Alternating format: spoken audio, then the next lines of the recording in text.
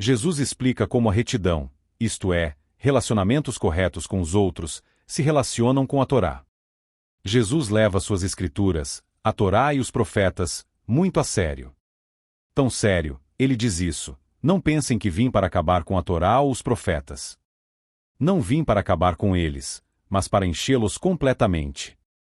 Essa frase, Torá e profetas, se refere à Bíblia de Jesus, a Bíblia hebraica. Essas escrituras contam uma história sobre Deus chamando toda a humanidade para fazer parceria com Ele no governo do mundo de uma forma que traga justiça e paz. E é sobre como Ele chamou uma nação, Israel, para liderar o caminho com a esperança de que Ele faria todo o mundo novo e uniria o céu e a terra. Esse é um chamado realmente alto.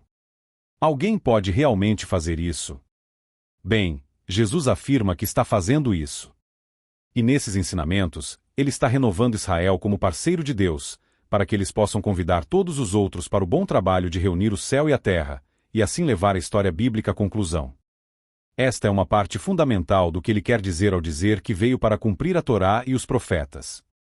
Mas por que as pessoas pensariam que Jesus queria acabar com a Torá e os profetas?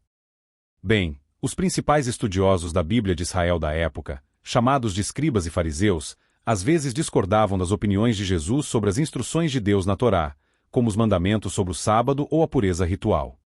Eles acusaram Jesus de não honrar a palavra de Deus na Torá e nos profetas.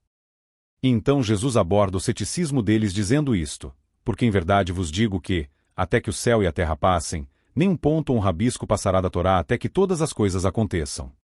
O que isso significa para o céu e a terra passarem? Sim. Jesus adota essa frase da linha de abertura da Torá. No princípio, Deus criou o céu e a terra. E lembra como Deus cria? Sim. Deus cria falando sua palavra. Então, enquanto o céu e a terra, eles estão por aí há muito tempo, eles mudam e se transformam ao longo das eras. Mas a palavra de Deus que trouxe o céu e a terra à existência, está acima e além do tempo.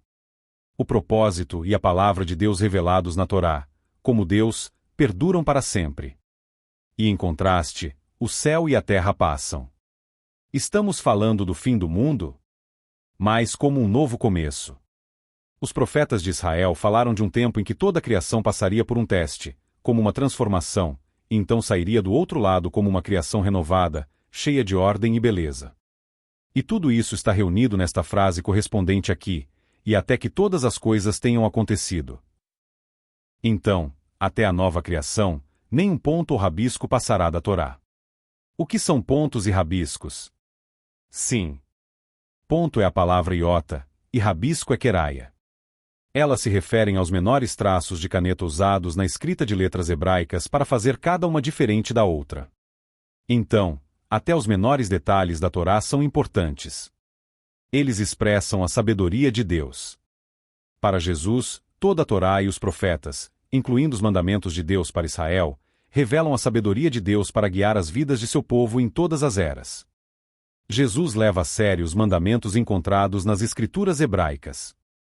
Então ele diz: portanto, quem desfizer um dos menores desses mandamentos e ensinar as pessoas a fazer o mesmo, será chamado menor no reino dos céus. Mas quem os fizer e depois ensinar as pessoas, esse será chamado grande no reino dos céus. Essa palavra e desfaz é a palavra grega lu. E se conecta à sua afirmação anterior de que ele não veio para catalu, isto é, para acabar com a Torá e os profetas. Desfazer a Torá é rejeitar seus mandamentos como inúteis ou desatualizados.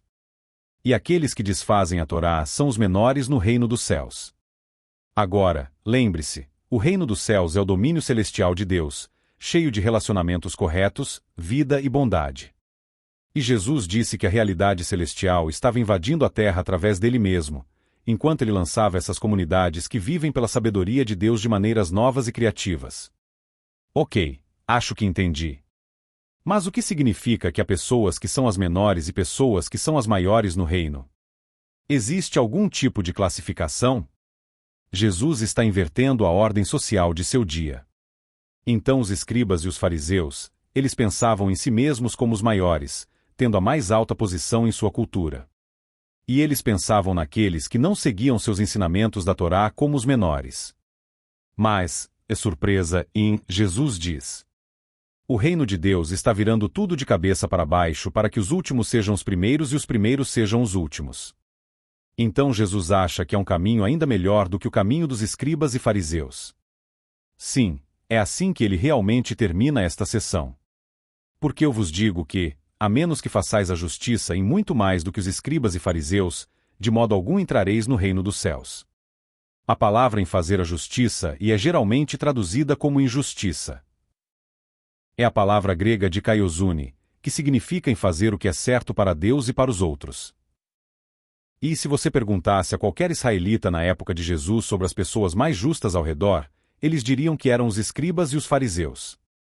Porque eles se importavam mais em fazer a coisa certa.